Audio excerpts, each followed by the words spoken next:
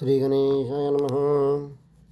शान्ताकारं भुजगशयनं पद्मनाभं सुरेशं विश्वाधारं गगनसदृशं मेघवर्णं शुभाङ्गं लक्ष्मीकान्तं कमलनयनं योगभिर्ध्यानगम्यं वन्दे विष्णुं भवभयहरं सर्वलोकैकनाथम्।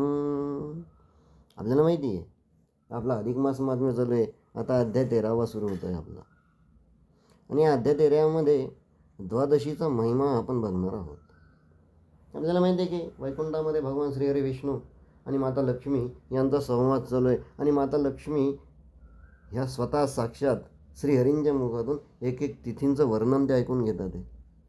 आणि मग आता लक्ष्मी यांनी विष्णूंना असा प्रश्न विचारला की तुम्ही आतापर्यंत अनेक तिथ्या सांगितल्या, पण अशी एखादी कुठली तिथी आहे? ह्या सर्वच तिथ्या श्रेष्ठ आहेत, पण त्यातली तिथं अशी एखादी कुठली तिथी आहे की ज्या तिथी आपली सर्वात आवडती आहे? आणि मग भगवान विष्णू म्हणाले की लक्ष्मी, मी तुला आता द्वादशीचा महिमा सांगतो. या द्वादशीला नेमकी काय करायचं असतं? असाक्षी भोजन केल्यास ती व्यक्ती दोषास पात्र ठरते, म्हणून अनुकूल समयास ब्राह्मणास भोजनार्पण करावे. त्यासाठी उत्तम, मध्यम व कनिष्ठ असे योग देवानं ठरवून दिलेले आहे. आणि मग आता जसं मातेनं विचारलं की नेमकी म्हणजे काय, काही कथा असेल तर सांगा. आणि मग भगवान एक मंद हास्य करून त्यांना सूर्यवंशीय अंबरीश राजाची कथा त्यांनी सांगण्यास प्रारंभ केला.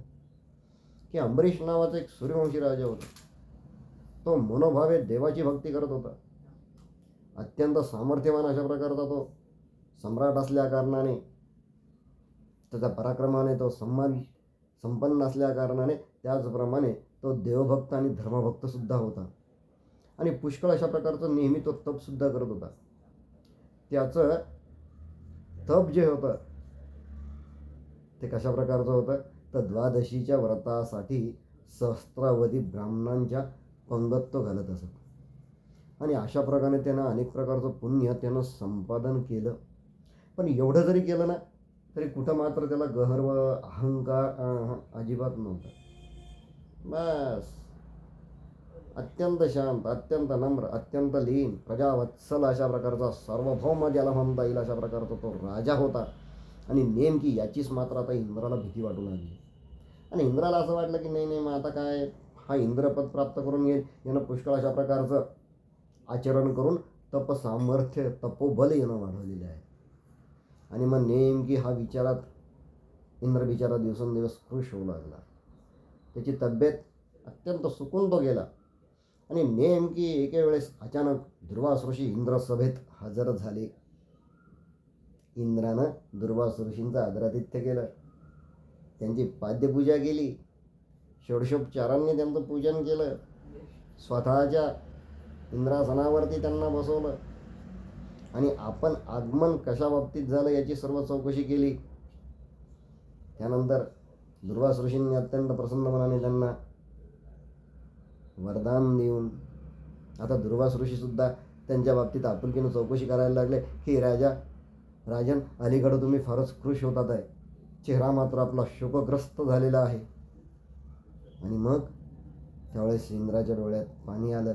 आणि मग इंद्र पुढे वादायला लागले की अंबरीश नावाचा एक राजा आहे, तुम्ही त्याचं नाव ऐकलं असेल की द्वादशीच्या व्रताचा तो अवलंब करत आहे, आचरण तो करत आहे. मग त्यामुळे तो सर्वश्रेष्ठ झालेला आहे. त्यामुळे म्हणे देवा, आता मला माझं तर फार काही खरं वाटत नाही आहे, मग नेमकी आता मी काय करावं असं तुम्ही मलाच सांगा. मग ठीक आहे ते म्हणे, अरे नाही म्हणे तो आणि मग दुर्वास ऋषी तेव्हा त्याला वदले की बघ म्हणे इंद्रा, तो असं कुठल्याही प्रकारचा विचार मनात आणू नको. अंबरीश हा अत्यंत श्रेष्ठ विष्णुभक्त आहे आणि त्याच्यामागे स्वतः साक्षात विष्णू हे त्याचं रक्षण करत असतात. तरी ठीक आहे, आता तू माझ्याकडे, जर तू माझ्या आश्रयाला आला आहे तर मी एकदा जाऊन बघतो. आणि असं म्हणून त्या ठिकाणी दुर्वास ऋषींनी गमन केलं. त्यानंतर दुर्वास ऋषी या अंबरीश राजाच्या राज्यात आले. तो पाहतो तर काय, 60 सहस्त्र ऋषींच्या मेळाव्याचे आयोजन केलेले होते. तो मेळावा बघून अक्षरशः दुर्वास ऋषींच्या डोळ्याचे पारणे फुटले. भूतलावरती मलमासाचे स्वागत बघून ऋषींना अत्यंत आनंद झाला. आणि त्याचप्रमाणे या राजाची दर्शन घेण्याची इच्छा आता दुर्वास ऋषींना सुद्धा झाली. मोठे प्रसन्न झाले ते. आणि मग पुढे त्या अमरीश राजाच्या दरबारात हजर झाले दुर्वास ऋषींचा. राजांनी यथोचित आदर सत्कार, जय जयकार, षोडशोपचार पूजा त्यांनी केली. स्वतः अमरीश राजा लोटांगण घालून त्यांचे पाय त्यांनी धरले. तेव्हा दुर्वास ऋषी त्यांना असं बदले की हे बघा, काल एकादशी झाली, आज द्वादशीचा योग आहे, त्यामुळे आम्ही तुमच्याकडे आलो आहे. आता रात्रीची 3 प्रहर झाल्यावर स्नान संध्या आटपून लागलीच आम्ही परत येतो आणि मग आपण भोजन करूया.